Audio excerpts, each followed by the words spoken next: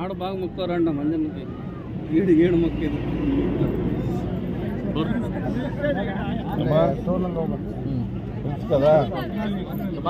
24 గంటల స్త్రీ శక్తి ఏమి సాలా ఉందో సాలా మన్నా చేస్తాడు అని చెప్పినాడు.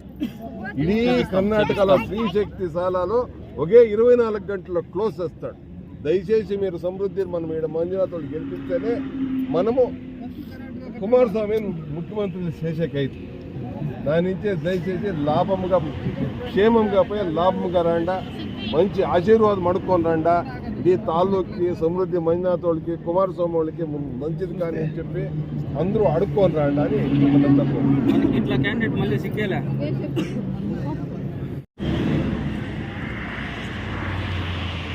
ఎంత బస్సులో 6, 7, 8, 9, 10, 11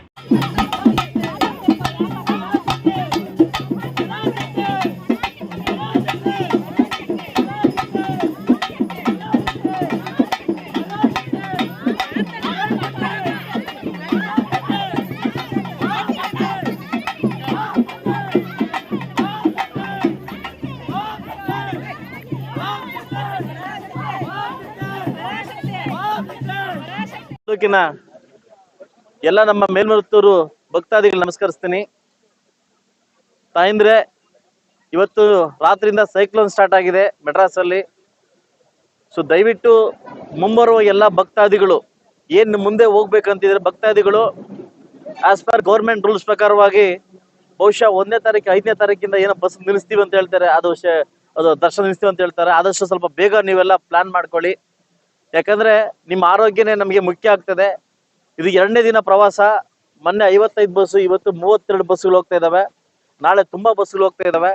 ಪ್ರತಿದಿನ ನಮ್ಮ JDS ಪಕ್ಷದಿಂದ ನಮ್ಮ ಇಡೀ ನಮ್ಮ ಎಲ್ಲಾ ನಾಯಕರು ಸೇರ್ಕೊಂಡು ಈ ಬಸ್ಗಳನ್ನ ವ್ಯವಸ್ಥೆ ಮಾಡಿದ್ವಿ. ಸುಮಾರು ಬರೋಬ್ಬರಿ 500 ಬಸ್ಗಳನ್ನ ವ್ಯವಸ್ಥೆ ಮಾಡಿದ್ವಿ.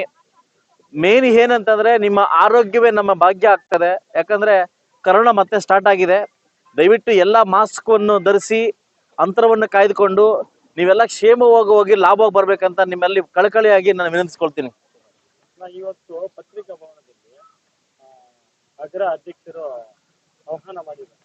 ಶಿವಣ್ಣಾಜಿ ಮತ್ತೆ JDS ಅಧ್ಯಕ್ಷರು, ನಗರಸಭೆ ಅಧ್ಯಕ್ಷರು. ಅದ್ರ ಬಗ್ಗೆ ನನಗೇನ್ ಗೊತ್ತಿಲ್ಲ.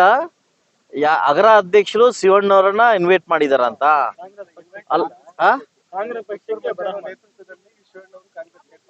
ಹಂಗನ್ಬಿಟ್ಟು ಅಗ್ರ ಅಧ್ಯಕ್ಷರು ಇವ್ರಿಗೆ ಆಹ್ವಾನ ಮಾಡಿದಾರಂತ.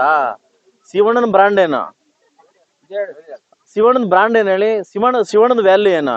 ಶಿವಣ್ಣನ ವ್ಯಾಲ್ಯೂ ಎತ್ಕೊಂಡು ಹೋಗ್ರ ಅದ ಅಗ್ರ ಅಧ್ಯಕ್ಷನ ಕರೆಯೋದು ಅಲ್ವಾ?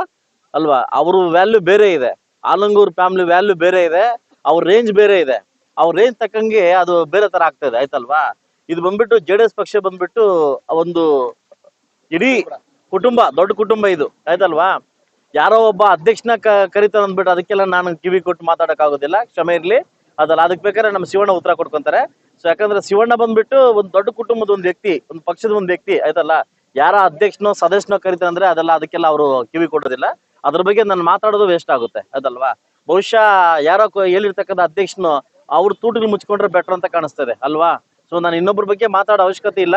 ಶಿವಣ್ಣನ ರೇಂಜು, ಶಿವಣ್ಣನ ಲೆವೆಲ್ಲು, ನಮ್ಮ ಪಕ್ಷದ ಲೆವೆಲ್ಲು ಬೇರೆ ಇದೆ. ನಾವೆಲ್ಲ ಅದ್ರ ಬಗ್ಗೆ ಮಾತಾಡಲ್ಲ. ಸಾರಿ ಇರ್ಲಿ. ಓಕೆ, ಬೇರೆ ಇದ್ರು ಕೇಳಿ. ಸೊ ನಾಳೆ ಬಸ್ಗಳು ಹೋಗ್ಬೇಕು, ರೆಡಿ ಮಾಡ್ಬೇಕು.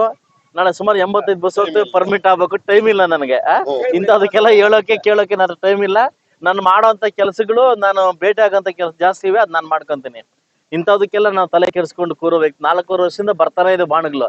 ಯಾವ ಬಾಣಕ್ಕೂ ನಾವು ತಿರುಗಿ ನೋಡಿಲ್ಲ ನಾನು. ಆಯ್ತಲ್ವಾ? ನನ್ನ ಕೆಲಸ ಜನದ ಮುಂದೆ ಹೋಗೋದಷ್ಟೇ, ಜನ ಸಂಘಟನೆ ಮಾಡೋದಷ್ಟೇ.